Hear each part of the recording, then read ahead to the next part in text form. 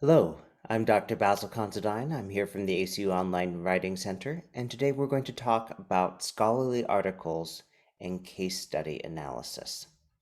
This is one of many webinars that we have in our ever-growing EDD in Progress series. If you are in a program other than our leadership program, you are more than welcome to watch this. But if you're in, say, our conflict resolution program or in our nursing program and you are writing a case study analysis, I should tell you that we do have some specialized webinars looking specifically at assignments in those programs. More on that in a moment. If you are new to the Writing Center this term, great. We are always happy to work with new students. You can work with us through a variety of different opportunities, including webinars and videos such as this, through asynchronous appointments where you sign up for a time, and by that time you go ahead and send us your draft, and we'll send you feedback, normally within 24 hours. If it's a Easter weekend, it might take a little bit of time more than that, but we do make sure that we get everything back to you, even for a Sunday or Monday appointment, no later than 2 p.m. on that Monday, so that you have time to integrate the feedback into your draft.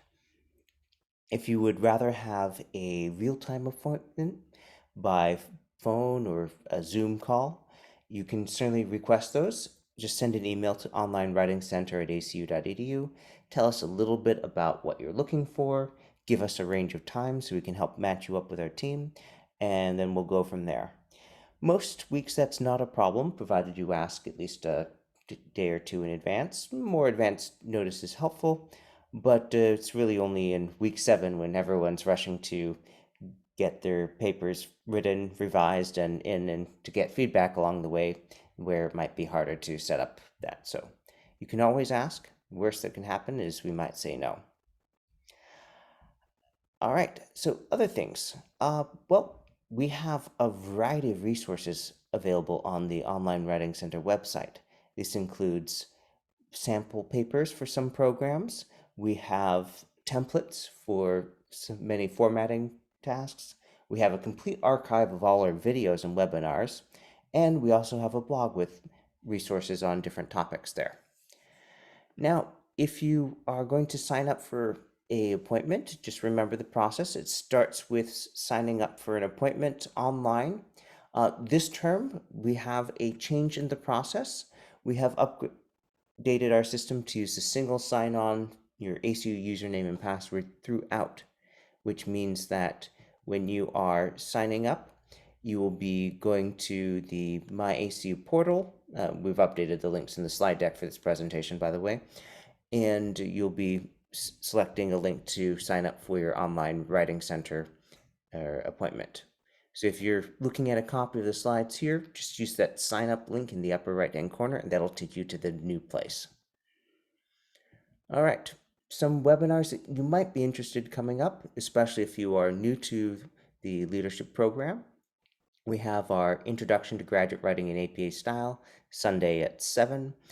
On Tuesday, Intro to APA 7th edition. If you can't make either of those, don't worry. Those are webinars that we offer every term, and so you can view recordings immediately online. We've got those from previous times we've offered them. Coming up, we have a number of virtual releases. Virtual releases are webinar recordings that we do and in advance, and then we make available immediately. Sometimes these will be out a little bit earlier than the advertised time, but you will have it online by that time for sure. So for example, we've got another webinar in the EDD in Progress series, a concise literature review for November 16th. And on November 23rd, we have another EDD in Progress webinar about crafting an original case study analysis. This is a small fraction of the number of webinars and video releases that we're doing this term. So go ahead and check out the schedule on the Online Writing Center website. And while you're there, I want to draw your attention to a relatively new feature. So if you go to the Writing Center website, you'll find that at the top, there's a list of all the webinars that we're offering this term. At the bottom, there's an alphabetical list of all the webinars. In the middle, there is a sorted course guide where if you go ahead and select the tab for your particular program, in this case, probably leadership, the EdD program, then that will show you a sorted list of all the webinars associated with that program by course. Let's take a look at what that means. Okay, so I'm on the webinar page right now, and if I scroll on down past the schedule for this term, you'll see that we have the sorted guide here, and we're talking about the Leadership EdD program. So all I have to do now is click on that, and you'll see that it shows me sorted it by order of courses. So if you were enrolled in Leadership 701, you would sort and look and see, oh, there's something coming up for week 3, and also something for week 2, and week 5, and so on and so forth. Now, if you are watching this webinar and you're specifically enrolled in Leadership 711, let's see what we have so far. Now, this particular webinar that we're doing today happens to be about the week 1 assignment, but you might be looking ahead and marking your calendar for things that you want to watch as other assignments come up. And you see, oh, there is something for the week 4 leader member exchange theory assignment. There's something for week 3 as well. And we update this as each new video is released. So if you're checking that week to see, is there something for that assignment? If we have it, it'll be released there, as well as added to the general catalog and the chronological listing. Okay, let us head back to our slides and move on to the main part of our presentation today.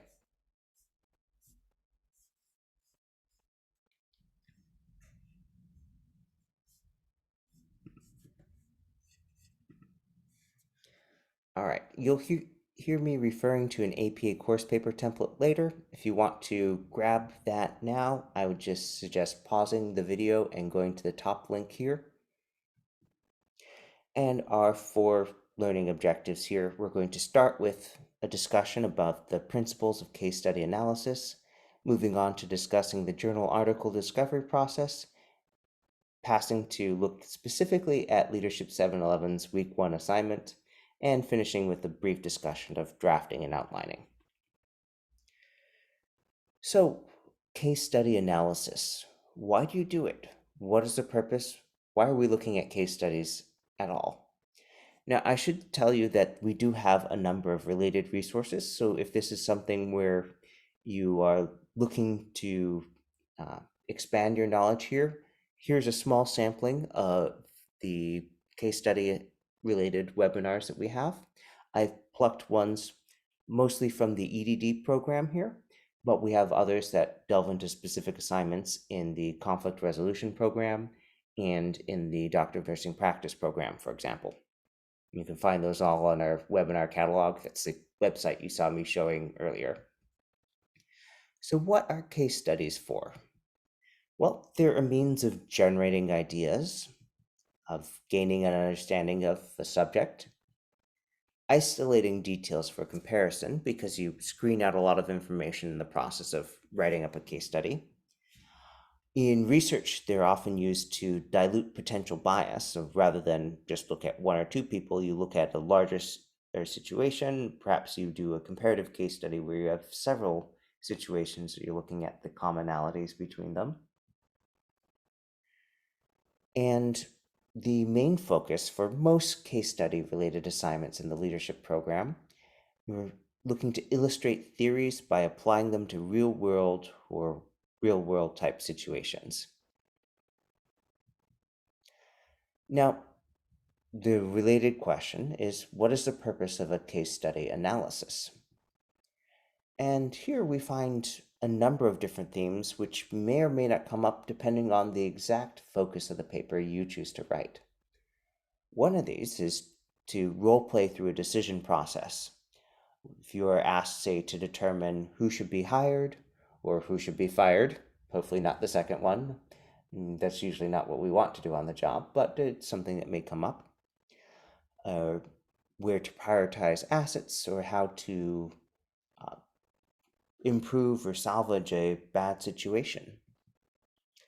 They're also useful for identifying phenomena or patterns of behavior, especially if you're looking at things that appear in multiple case studies or across multiple case studies.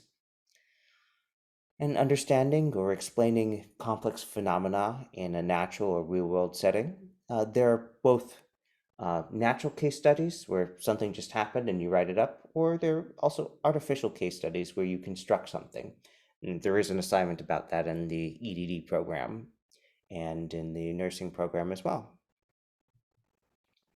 In the conflict resolution program, there's an assignment where you write up as a case study a real life situation that you have encountered or lived through. And in this process, you may also be looking to generate generalizable conclusions. Now, not every assignment will have this. It's partly a question of what you're being asked to do, and also, do you have enough information to do it? The generalizable conclusion, generalizable uh, is also sometimes called the applicability or the validity of the results, meaning can you apply it to a broad group rather than just something being composed of the exact group that you have or a small subset that you had. Now, before you start writing up a case study or a case study analysis, it's very helpful to ask yourself a couple questions like, how am I using a case study? What do I need to tell the reader about why there's a case study being presented? And that comes up in a number of guises. Sometimes you might be asked a question like, why was this case study included, where you're supposed to draw the inference there, or you're asked to solve a specific problem. And then, what is the lens or point of view or purpose to which you are interpreting the case study? And that comes up a lot when you are asked to analyze something using a model or a theory, because that lens really changes what you pay attention to. Here's an example. I wear glasses sometimes, and if I'm out in the sun for a while, there's a big difference between glasses that are just dark and glasses that are polarized and that literally bend some of the light away. And so it's less fatiguing on the eye, as well as easier to see details because there's less reflected light shining into it, besides the things that you're actually trying to look at. And so you notice different details, much like with a microscope. If you adjust the focus, you can see whatever you're focused on in great detail, but whatever is not gets kind of blurry. And theories and models are like that. They propose, oh, these things are important, and therefore these things are not, so we unfocus from those. Another thing to keep in mind when you are citing a case study that you are discussing, you should ask the question, well, is it published? Or, if you prefer, is it formally published and thus accessible to the public? So if it's something that only you or your classmates can access, then that would be considered not published here. If it's something that is just given to you and that Joe Schmo off the street or Jane Doe is trying to access, but they'd have to be enrolled in your class to get it, then that's not considered published in this context. If it is published, you just cite and reference it as whatever source it is, standard author date citations. And that's really all there is about when you're citing case studies. For this assignment, since you have two, you have a couple options. You could refer to them descriptively, like in the Great Lake Food case study, or since they happen to be numbered, to refer to them by number, like in case 3.1, Dr. Wood is blah, blah, blah. All right, now the journal article discovery process is something that you're going to be doing throughout this class, where you're asked to find relevant literature to explore, to discuss, to dissect. Basically, in some assignments, you are given materials to use, and others, you're tasked with going out and finding relevant literature that you will then use and cite. And this is preparing you in part for what you will be doing for your dissertation, where you'll have to do a large literature review and find lots of information and sift through it. And this warms you up to that. Now, there are multiple goals here that it's helpful to keep in mind the hierarchy. Your primary goal is to identify an article that presents scholarly research that is related to your topic and the assignment. Why do I say both? Because you're going to be doing an awful lot of research for your dissertation, and it would be a shame to not get started now. The secondary goal is that you get something that you can potentially use in your future assignments in your dissertation. Now, why set a secondary goal? Well, there's lots of stuff that you can read that ultimately doesn't make its way into your dissertation. But you say, oh, I understand that. I'm not going to use that. Or this is out of scope, but it's helpful for me to understand framing that. And so, although it wouldn't end up being cited, it still ends up going into the thought creation process. And that's an important thing to do early on. Now, the tertiary goal, our third level, is to identify an article that you will enjoy and be interested in reading. It's helpful, but as you can see from the hierarchy here, our main goal right now is something that relates to leadership and that you can use for this assignment.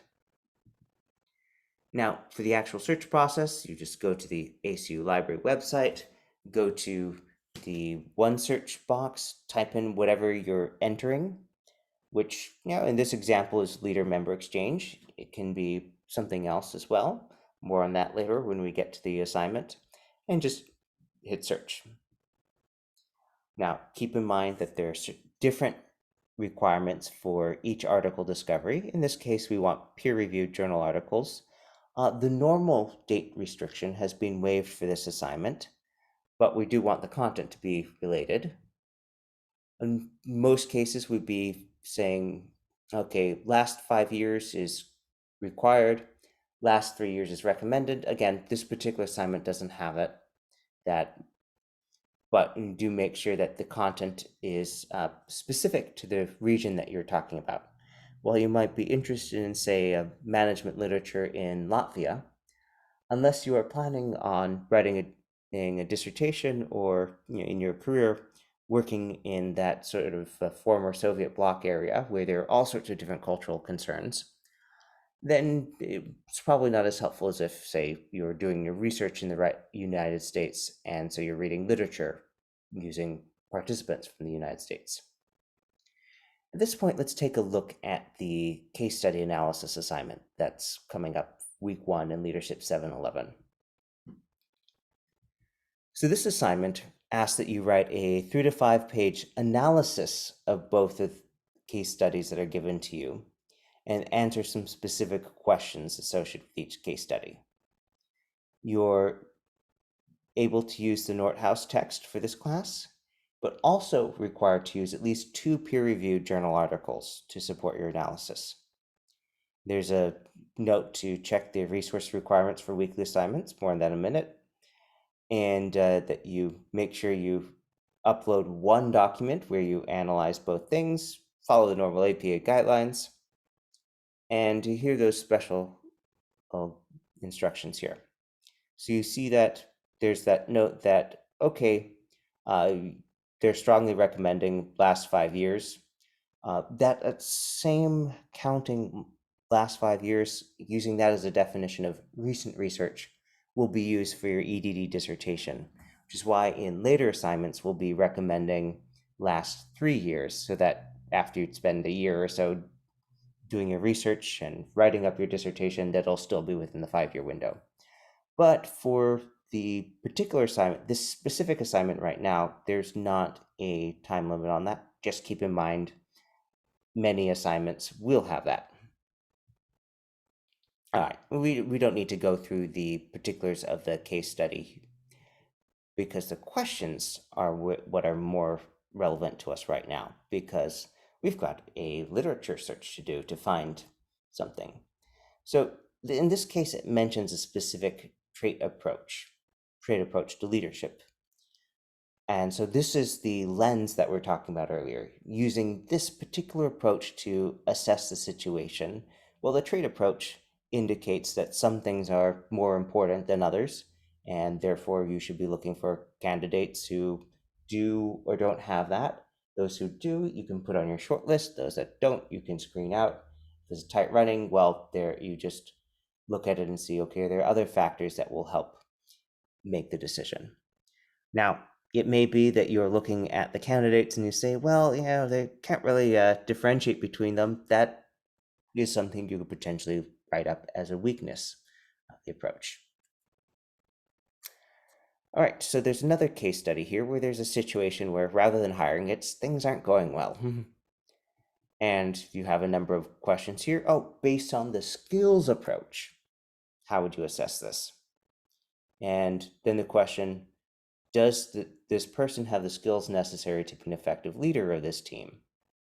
Now, that's not a question about a team in general, but this team in particular.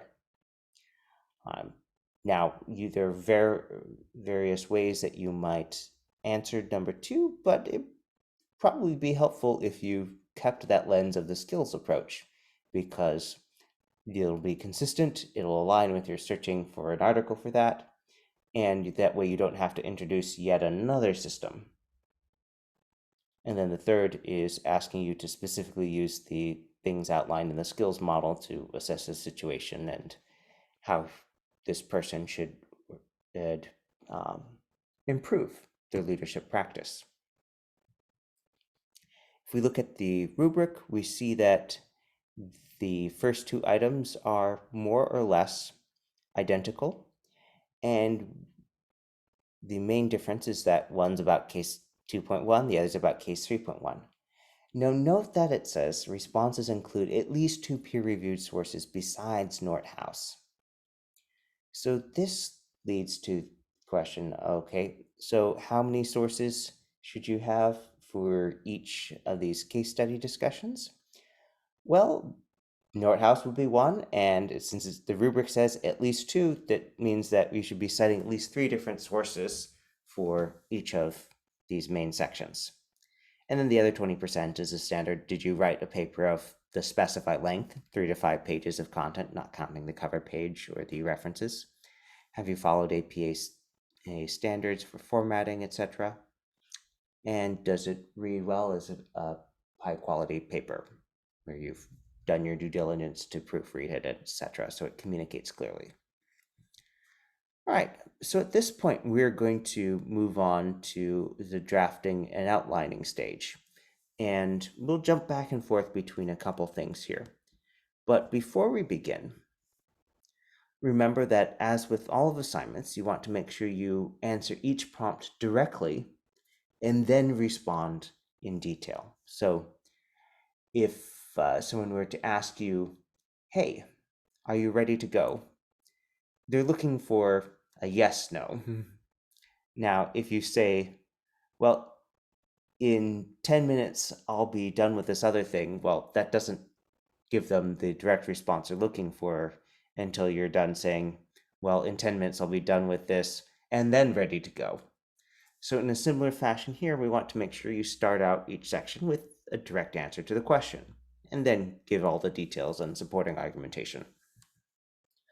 If you are writing about your own experience, use I. If you're writing about your own particular insights rather than making an objective statement, you can also use I. Like, I believe that this person would benefit from X.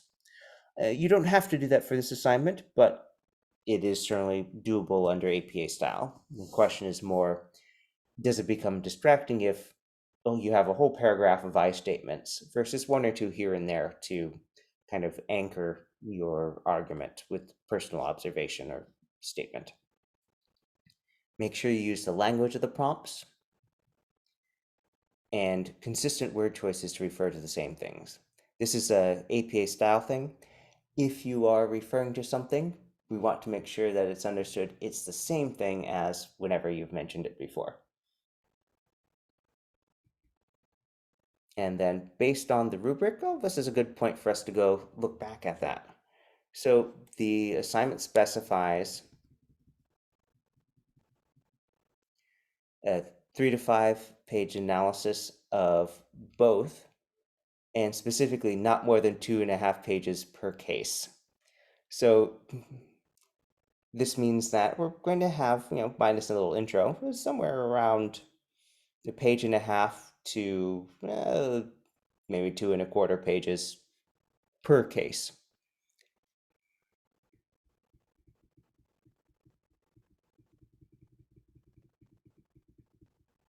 Just a reminder about the uh, citing case studies. Again, the question is, are they published? Can someone else see it? Or is it just given to us? And so just refer to it, in such and such a case study. In case 2.1, in case 3.1, in the Dr. Wood lab case, or however you choose to refer to it.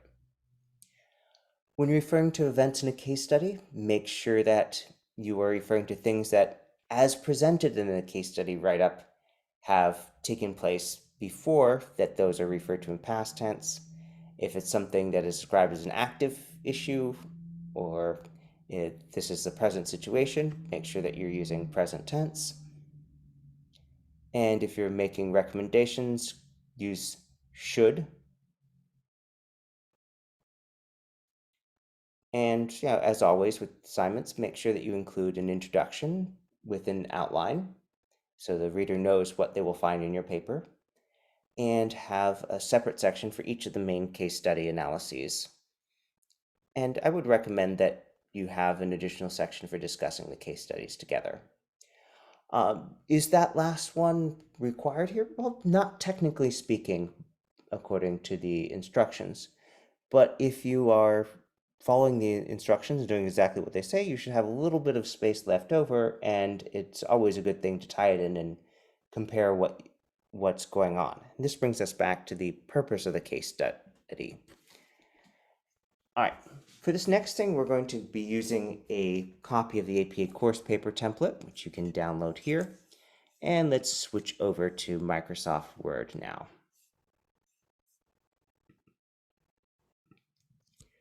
Okay, I have here a copy of the APA course paper template, and something that might be helpful if you've just downloaded this for the first time. There is a way to quickly remove all these instructions here. Go to the Review tab and select Delete. Delete all comments in document, and then they're gone. And there are a bunch of placeholders. You can fill those in later. This particular assignment does not require an abstract, so we get rid of that. And we'll just take out all these placeholders right now.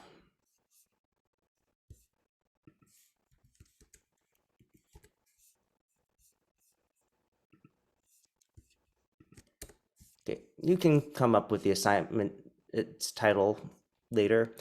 There's nothing wrong with having something that's based directly on the name of the assignment itself. It's not fancy, but it is accurate, and that's not a bad thing in writing an APA style. All right, so if we go ahead and look at the instructions, we know that you need to discuss 2 separate case studies. And in fact, there's a separate list of questions for each one. So let's go ahead and grab some of that information now. So we know that we have to be discussing the trait approach to leadership in case 2.1. We also know that you have to be discussing the skills approach to leadership in case 3.1. And in this case, I'm just copying these directly from the assignment instructions. Now, within each one, you also know that there are some questions you have to answer because they gave you that in the instructions. So you should be answering them in that order.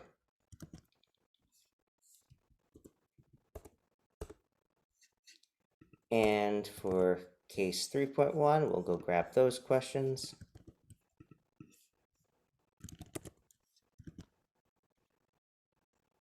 All right, and we know that there's going to be an intro that should include an outline, telling your reader that you are discussing 2 cases and how you're going to discuss them. And that there should be some sort of conclusion at the end, because if you just finished discussing this case and you stopped, that would be a little weird and very abrupt. So how do you mark these? Well, in AP style, we don't include an introductory heading because we know it's the introduction if it's at the start of the paper. So this is actually the first heading here. And so we'll put on an APA Level 1 heading, and you see it gets bolded and centered. It's in title case, as it should be for APA style. Same thing with this one, APA Level 1, and this one as well. And even before you start doing the reading, you know that you can set up some of the wording here because you're supposed to be responding to these using the language of the prompts, which you give you things like, oh, based on the information provided, Sandra should select. Now you can also use a variant on that, say,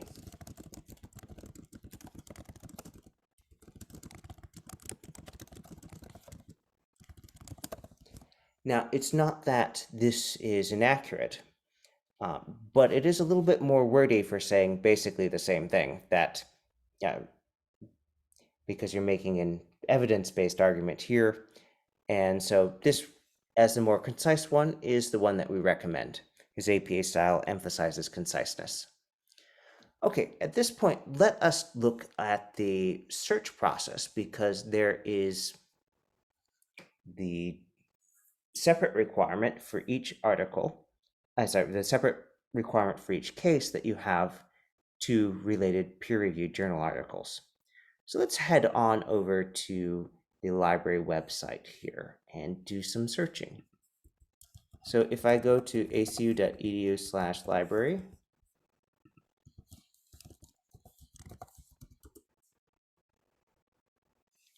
and I type in trade approach to leadership and search, we should get a lot of results because trait leadership is very popular. And wow, that search has brought up almost 500,000 results. Obviously, I don't want to go through all of those. So let's start out and we'll put in the full text limitation here.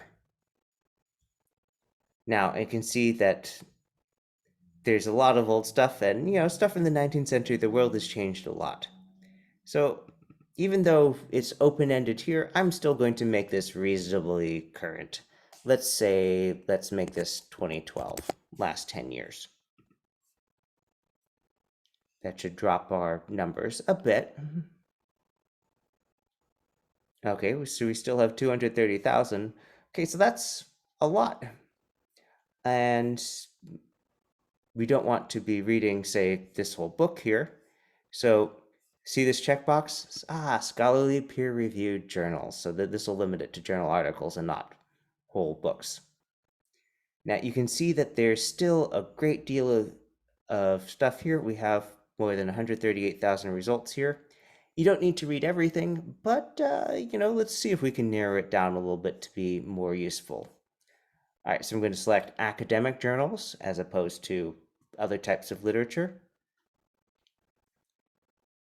And could also select geography and limit this to the United States, I suppose. But let's take a look here and say, okay, well, maybe we want to add some more terms in here, like hiring. Now, the exact things that you're going to be searching for are going to be inflected by the particular path that you choose. What is the purpose of this case study analysis? And there's some room for that while you're meeting the assignment requirements to shade it in different ways. And so here, facial stereotypic qualities, that's probably a little bit further afield from this particular assignment.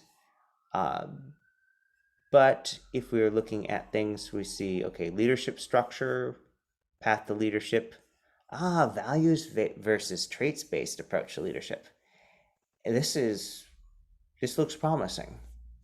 Also, you can see that it is not too long as they go, 18 pages, which may be an asset for you versus, say, something that might be 40 pages long. All right, so if we go ahead and click on this, this will bring up a more detailed record, and we get an abstract. And you can see that it is summarizing the content of this paper. In this case, it's using it to analyze a poem that treats with Roman mythology and history. Now, you may have taken a classics class and say, "Oh, this is awesome, I love that, this will be great." Or you might say, "The Aeneid, I have never read that, that sounds like extra work that I don't want to do right now." So, by looking at the abstract, you can determine before you go on to read the whole paper whether this is something that you are in fact interested in going into, or is it a reasonable choice given the amount of time that you have and everything. So, what you'll pick here, that's going to depend a lot on what you happen to throw in here. If I were to throw in United States and corporation and other terms like that, if those happen to be areas where you are interested in, that would make the results more specific and hopefully more relevant to what you're trying to do. Now, there are many different ways you can go on this. Probably this is not where you want to go for the Great Lakes study. It might be something that you decide is relevant for the latter one, though. But we want this to be reflecting the particular approach that you're looking at right now. So you can throw in terms there. If you're not finding stuff, you can always go to the Ask a Librarian thing. If the librarians are on duty, you can ask them questions by chat in real time. Otherwise, you can use that form to send them an email and they'll get back to you.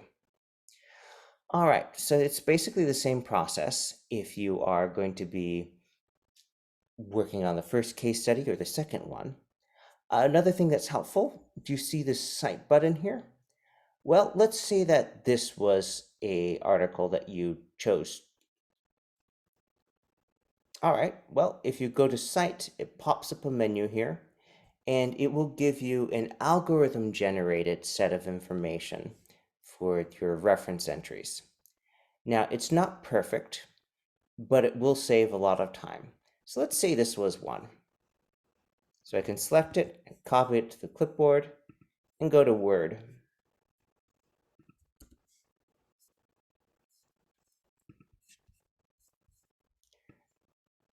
Now, if I just go ahead and paste this in here as is, we're missing a couple things. Go ahead and select Match Destination Formatting.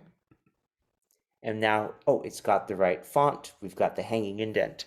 But there are a couple things that aren't quite right. And this is because it's generated by an algorithm and not a person coming in and reviewing all of it. So one of these is that there's this extra code that is not part of the journal title. And so we'll go ahead and take that out. The title of the journal is Sustainability. Another is that the title here of the article is in title case, but in your references in APA style, the title of an article should be in sentence case, or in this case happens to be the exact same thing as lowercase. So you can use this tool here to quickly change that. CSR stays capitalized because it's an acronym. And then the DOI here, well, this is a link that will allow anyone at ACU to access it through the ACU library system, but anyone else who's not at ACU will be out of luck. And so if we just select this part and replace it with a period, then we have a working DOI link. So is it perfect to be copying from that cite this button? No, but it saves a lot of time in copying it. We just had to do those changes. And if I wasn't narrating them, it would have taken me probably less than 10 seconds to make those changes. So, all right, the rest is up to you to fill in. Just keep in mind the length requirements and make sure that you are directly answering each of these questions. Some people choose to add AP Level 2 headings as subheadings for each of these questions. That's okay, nothing wrong with it. Other people write in a more organic essay fashion, and so long as they've outlined what they're writing in and write it in the order that was outlined, that's not a problem. All right, hope that's helpful. We have many more videos on this and other topics on the Writing Center website. and come back and visit us again.